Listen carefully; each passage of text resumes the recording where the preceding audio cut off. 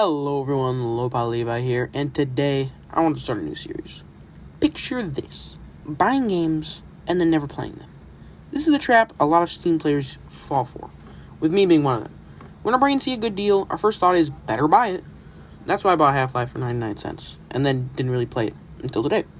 I finally beat Half-Life as of writing this, and let me just say, I've got my qualms with it. Don't get me wrong, I think it's definitely a really good game. We'll talk about it all today. Welcome to my first episode of Steam Backloggin. It was a day like any other, but I decided to make it an OR scene because it's cool, and I want to be cool, because I'm not cool. I had recently just filled up my cart with a couple of games so I could catch some tasty deals during the summer sale, until I realized I still haven't played many of the games that I got from the spring sale, or the winter sale for that matter. So I decided to change that a little bit before I get some new games. So I decided to go with Half-Life, because I was already about halfway through with it, but just couldn't get past the stupid blast pit area with the fan. That brings me to my first issue with the game that I want to bring up, and that is the fact that some of the puzzles are really confusing. Like, I hate in games nowadays where there's yellow paint everywhere that makes the puzzle super obvious, but come on, there has to be a happy medium. I know this game is revolutionary for adding puzzles into the FPS genre, but come on, guys. Maybe I'm just actually brain-rotted from modern games constantly holding my hand, but some of the puzzles are not at all clear. And these little crank things suck. They're super tiny and easy to miss, but integral to a lot of the puzzles.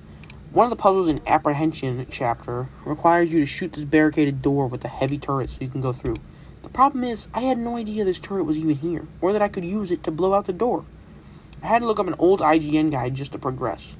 Another issue I have with the game is the enemies. A lot of them just feel really overpowered. They deal a ton of damage, and they're quick and hard to hit.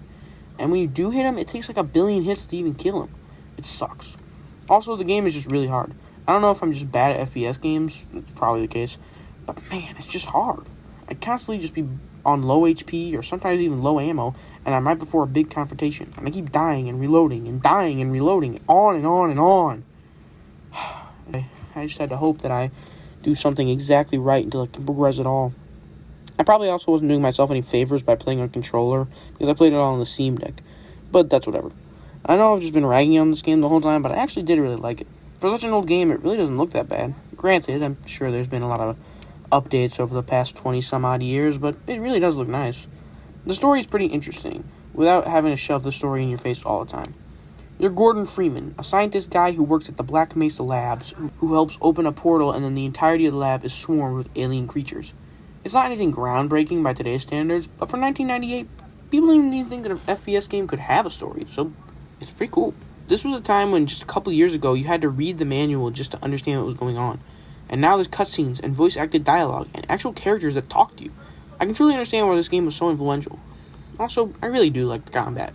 Even though it's hard, switching through guns while trying to dodge enemies while simultaneously looking for medkits or just anything to restore some HP, it really just is a rewarding gameplay loop. While it makes me want to rip my hair out at some parts, it is a rewarding gameplay loop. Also, the enemy designs are super cool. Not only do you fight all these cool aliens, but you also have to fight the military. I don't know if I just spaced out at one point, but why is the military attacking us? I guess Gordon is armed and everything, but stick to your priorities. There's an alien menace on the loose. Pay attention to them instead. Anyway, I've rambled a lot, so let's skip to the ending. So after defeating the final boss and not looking up how to do it because I'm really smart, and I'm just really quick on the uptake, we get teleported and meet the G-Man. What? So, I know who the G-Man is because of the internet and everything, but this felt like they were trying to set up a twisty thing, and it fell flat. You don't meet the G-Man at all in the story. There's a couple of times when you can see him around the lab, but they're all secret Easter eggs. And I only really saw one of them in my playthrough. He talks to you and basically says you'll be a great tool for his plans, and gives you the option between death and working for him, basically setting up for the sequel, which I'm pretty excited to play next. Overall, I really liked Half-Life, and I can see why it's so important to not only the FPS genre, but to gaming as a whole. I had a lot of fun with Half-Life, and I'm glad I finally played it. Overall, I give it an 8 out of 10. That's one game down in Steam Backlogging, and I'll see you next time.